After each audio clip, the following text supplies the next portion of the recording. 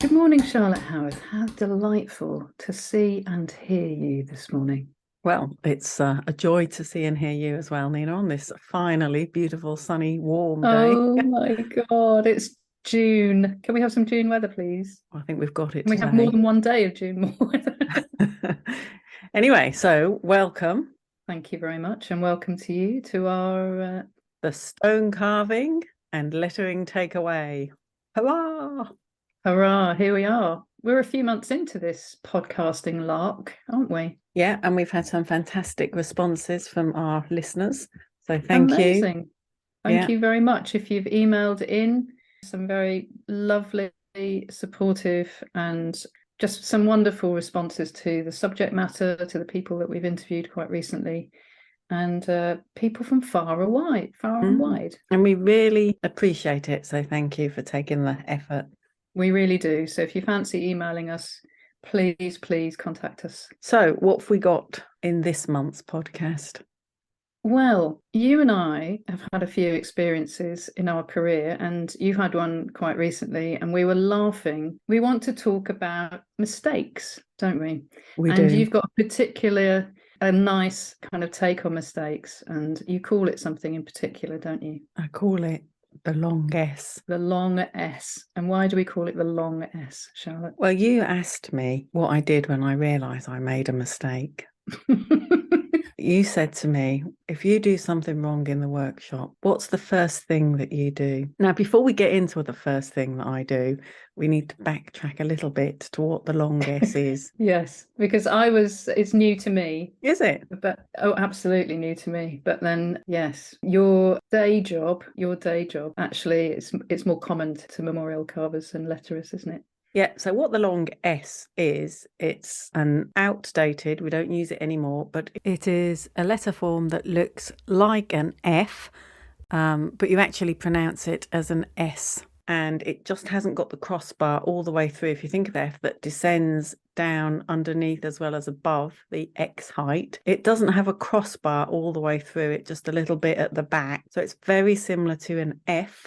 And it was traditionally used in very specific ways, and it fell out of favour quite a long time ago. But you often see it on old headstones or in old manuscripts or handwritten things and printed things as well. It's a common thing from 100 plus years ago, but it's no longer used, and it's called the long S. But it can be a little confusing if you've never seen it before, because a word like sand, if to the uninitiated, would be spelled S-A-N-D, but the long S at the beginning of the letter can look like an F. So you might think it's fanned, but it's not. It's sand. It's an S. So it looks like an F. So when I make a mistake, because I don't want to swear, I say, suck, suck, suck, suck, suck, suck, suck, with a long S. So if you write it down, it looks like something else, but it's actually completely acceptable because it's an S, not an F. Proper suck-ups. That's what we're talking about today. We're talking about suck-ups. We're talking about the common or garden. Everybody does it. If anybody tells you they don't, they're a liar. Suck-ups. It doesn't matter how much experience you've had or how little experience you've had. The universal nature of a suck-up is there in the craft industry, isn't it? And I've worked in workshops with some really big names, and I've seen plenty of suck-ups. You've seen some good suck-ups. Some really good suck-ups. But the beauty of sucking it up is that you learn how to deal with it, and learning how to deal with these things and being open about it with other practitioners is a really valuable topic, which is why we've chosen it today. Yeah.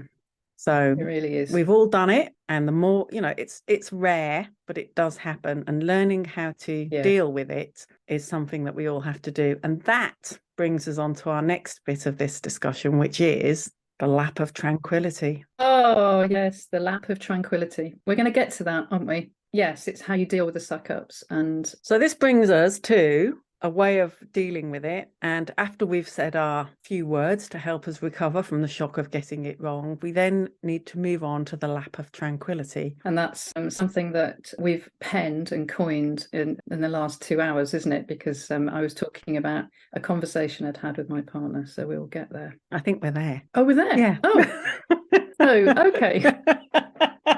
I'm looking to you with wide-eyed expectation, and I'm like, oh, it's me. Yeah. The other night, all right, let's start from the beginning. My partner finds it really difficult to sit still, and she has a nickname called Lovely Legs because she's got lovely legs. But she also suffers with a thing called what we call wrestler's legs, but it's not, it's restless legs, which means somebody who kind of like jiggles their legs about. It feels like they've got insects under the skin. You know, you can't sit still. And we've got this cat that particularly likes sitting on your lap in the evening, especially if it's cold.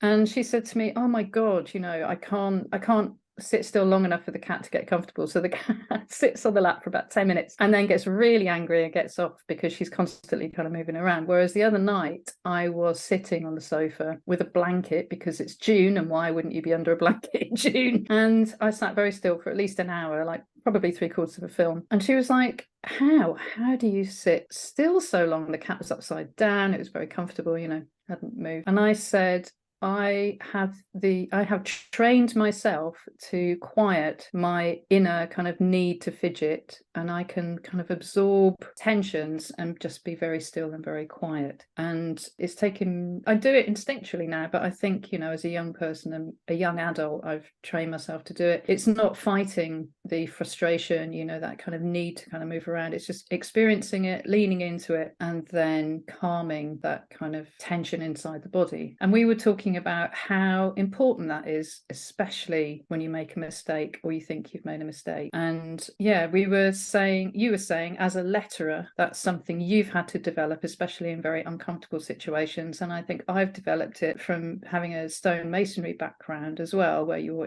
sometimes in very, very awkward, difficult positions with grinders and with all the health, you know, all the PPE on in very cold or wet environments. You have to kind of calm the uncomfortableness inside your brain and inside your body and just kind of get through the job really calmly. And I thought that was really interesting. Because if you fight against it the whole time, you can't get your work done.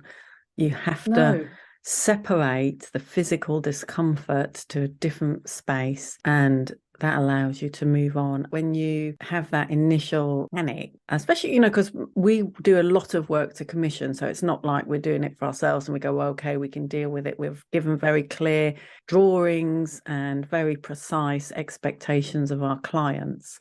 So we have to get a certain output. And for me, the biggest thing that I could do is usually spelling mistakes. That's, you know, one of the biggest risks for letter carvers. And for you, I imagine it's taking too much stone away, or don't know what you're dropping things. I think it's dealing with all those little voices in your head. You know, you're making something and you're like, yep, that works, and that's done that, you know, especially if you're copying something, you're like, yes, well, that needs to go, that everything.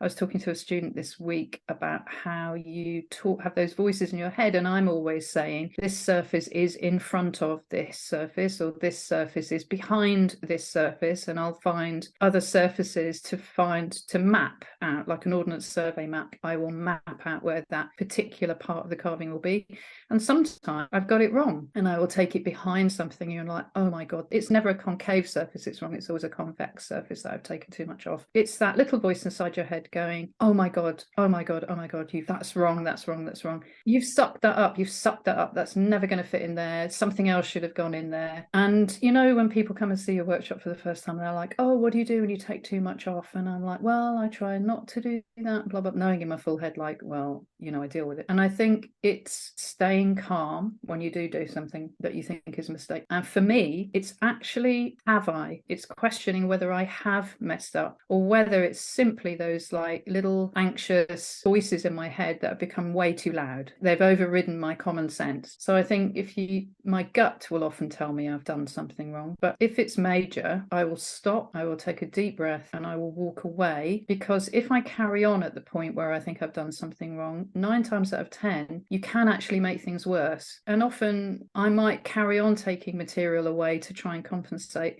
but sometimes I'll take material away on the wrong place. It's not often the instinct. It's not the first thing you think of that needs to change. It might be something completely somewhere else that can balance out a slight mistake. It's about balance and form, and it's not panicking, it's walking away. And sometimes you think you've done something terrible when actually it might be something very mild that can be accommodated in the sculpture. And also there's a difference, I think, from the long S to an accident. There is an accident in the workshop. I think that's the distinction I'd like to make. And there are making mistakes that are two very different things. And I think you can plan for accidents. You can put all your health and safety in. You can put a sculpture down on a safe surface away from an edge.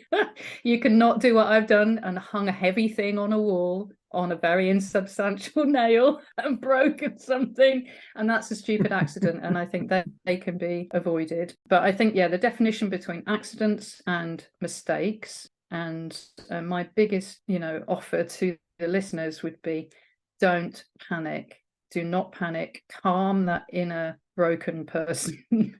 Walk away, put the kettle on, have a cup of tea, and then simply make some really objective measurements. Look at it objectively and don't do something that's going to make something worse. That would be my biggest advice to anybody making sculpture. This is about sculpture, obviously. I think for lettering, I'm a terrible speller by nature. So spelling mistakes are always my biggest fear. And certainly early on in my career, before I had my protocols in place, which we're going to give us top tips later on, I have made a few spelling mistakes, and sometimes very publicly. Carved a series of carvings in town centre, and they were all fixed and put up, and somebody came back to me and said, "Oh, how do you spell this word?" And I'd spelt it wrong, and I had to, so it was still a building site, and I had to turn up on site. And I was very fortunate because it was upright, so it wasn't on the ground, and I dished the surface of the stone and polished it back and recarved it with the correct spelling. And I had the whole of the building site asking me how to spell words for the whole 3 days. So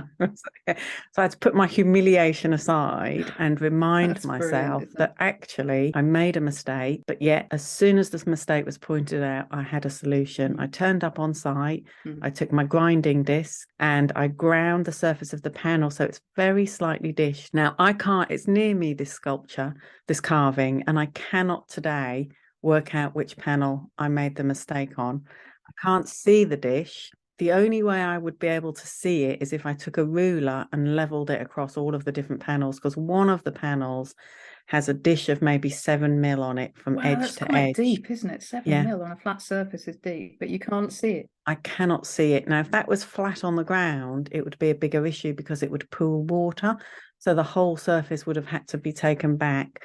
So anyway, I turned up, I dished the area, I recarved the panel, and now you can never tell. So spelling mistakes are more difficult to deal with in a way, and it certainly depends upon the location and material with what you've got. And usually you just have to spin it back. Sometimes you can dish it, sometimes you can't. I've had a couple of instances, and I've worked in workshops for other people where I've seen them happen, and sometimes on a really large scale. So I have a range of skills at my at the ready should they ever be needed. There's nothing you can do when you've done that. If you've made that spelling mistake, you have to spin it back. You can't. There's nothing else you can do, or you have to redo. I've never seen anybody have to redo the whole thing.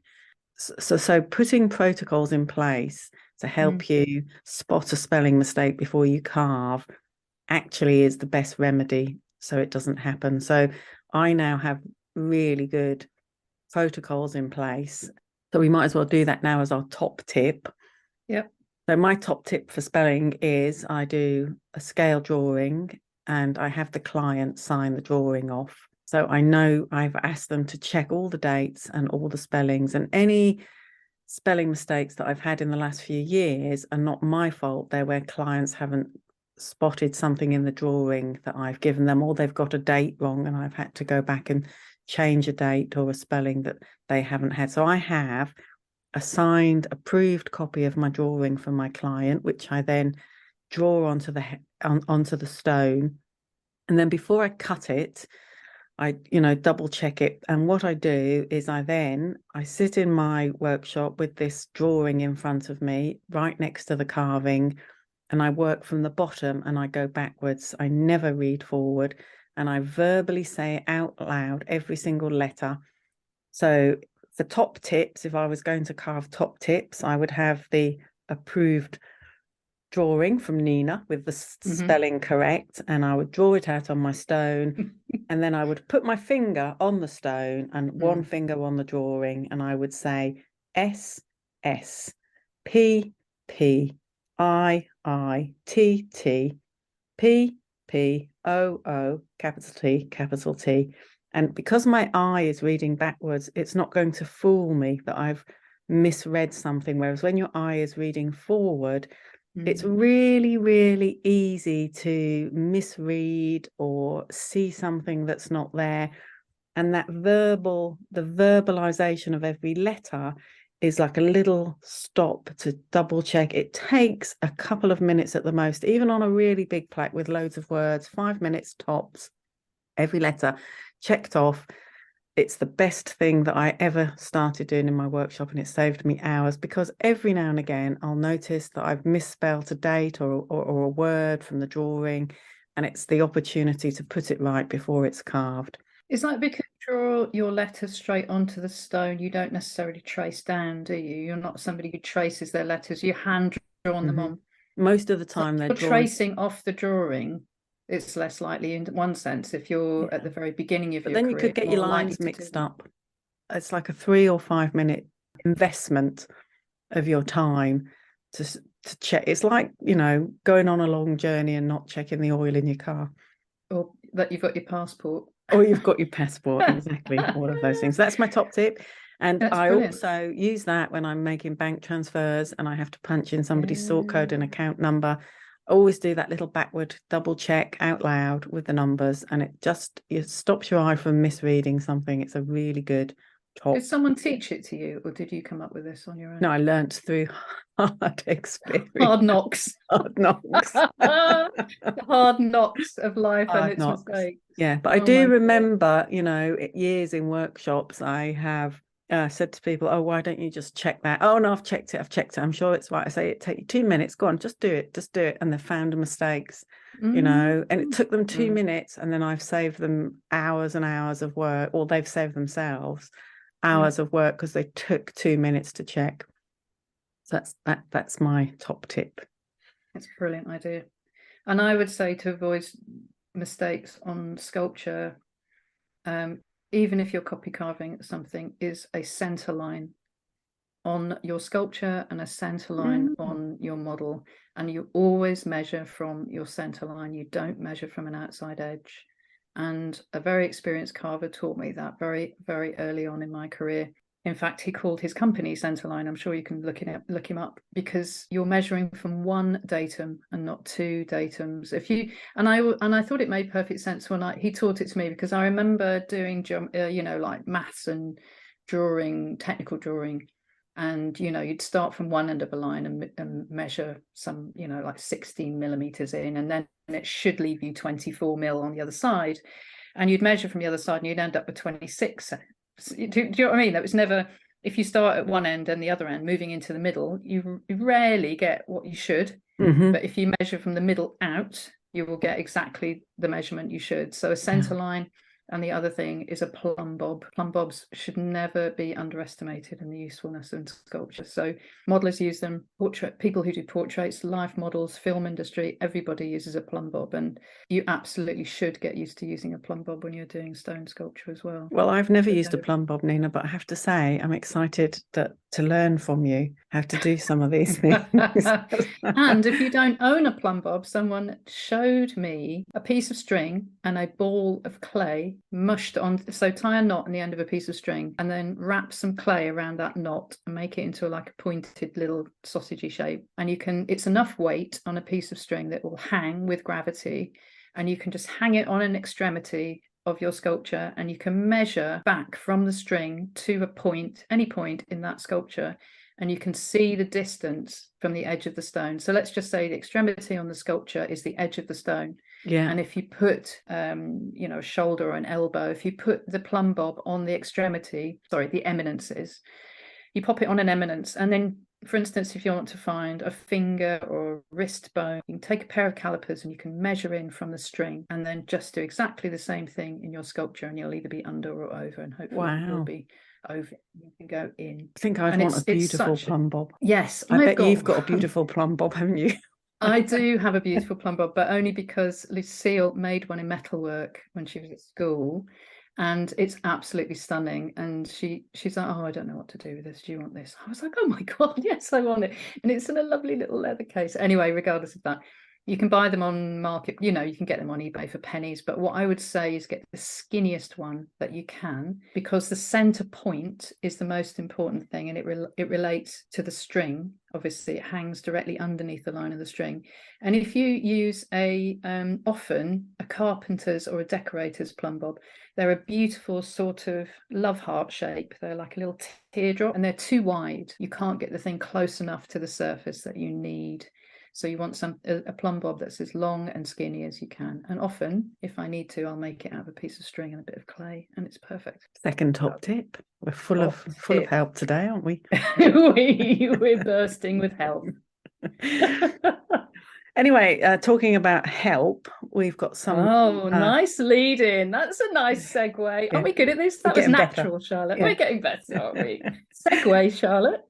So anyway, talking of help Yes. on offer, we've got some exciting projects that we're working on together, haven't we? We have. We've got a year of development, personal and professional development, and I've decided to take a sabbatical year, and Charlotte and I will be developing the Praxis Academy and our online courses, etc. So I'm taking a year to be incredibly busy. Instead of just busy, I'm going to be incredibly busy. And so what we should probably say for anybody who's not familiar with the City and Guilds of London Art School is it offers one of the best stone carving and lettering training grounds in Europe. And probably in the world, it's one of the best places that you could go and learn, or can go and learn. And you've been involved in that department for how many years now, Nina? I think I've been there 15 years. I've been senior tutor there for 15 years. And for the last couple of years, I've been part-time head of department. But I am intrinsically a maker who loves to make sculpture. So yeah, that's what I'm going to do. I'm going to go off and make sculpture for a year and see where it leads me. But I'm taking a 1-year sabbatical. So to underpin that, it's the only BA and MA course in Northern Europe that I know of where you can learn carving as your major subject. It is based and grounded in historic carving, so that's learning ornamental detail and architectural detail. It's not a figurative stone carving course. It is specifically run to teach people to carve ornamental and historic carving, and it's wood and stone. So I have a fantastic counterpart, Tom Ball, who runs the wood department, and then I run the stone department. But yeah, it's absolutely unique. It's been going since 1880 or something like that, and there isn't anywhere else in this country or Europe that I know that you can learn these skills. If I could just say that the graduates of this year's 2023's graduates, so if anybody's interested in the work that goes on a BA, it's at the end of June. It's around the 23rd of June, and it's open for a week over 2 weekends. So please either go online and have a look at some of the graduates' work, but if you can get into London, it's well worth your while looking at wood carving, ornamental gilding, wood carving, stone carving, and modelling. I think it's a great thing to go and visit. And in fact, from memory, when I've been, quite a lot of pieces are on sale, aren't they? They're all for sale generally. Selling their work. For sale. Yeah. Grab some fantastic bargains from the students, and beautifully. And also work that you've developed. The lettering in particular is really exciting. Obviously, the sculptural work is individual and unique, but also I would say that there is a lot of really, really exciting lettering going on that's all available for sale. Okay, so we've covered most of our topics. We have done the long S, the Lap of Tranquility, dealing with mistakes. And we've offered up some top tips to help you. We have indeed. So I think what we'll do is I will upload a video of how to do the spell check on YouTube on our channel, which is Abraxas Academy. If you look that up on YouTube, you can see a few videos of us. You can see what we look like, match the face with the voice, have a look at our workshops. And I'm hoping that next year, when we've got a little bit more time, we will start to upload more videos, and we will start getting our course content online ready for people to work anywhere in the world. They'll be able to take some instruction from us. So we're really, really excited about that as well. Brilliant. And if you would like to contact us, please do, with questions or things that you'd like us to talk about. We are aiming to do a few more interviews in the future, but if there's any kind of topic that you would like us to cover that is particularly of interest to you, or questions that you might have, please send them in, and we will deal with them as best as we can. So that's goodbye from us. Yes. Happy chipping. Happy chipping, everybody, and have a wonderful, sunny, peaceful, glorious June, wherever you might be. But to be honest, North Norfolk's under a cloud. Yes. We've been 12 degrees the other day. Oh my God, it was 10 here with a sea hull. Yes, it was a nightmare. Unbelievable. Hot water bottle weather. It really was. Yeah. Okay. Much love to all. It's lovely to see you. Bye-bye. Bye.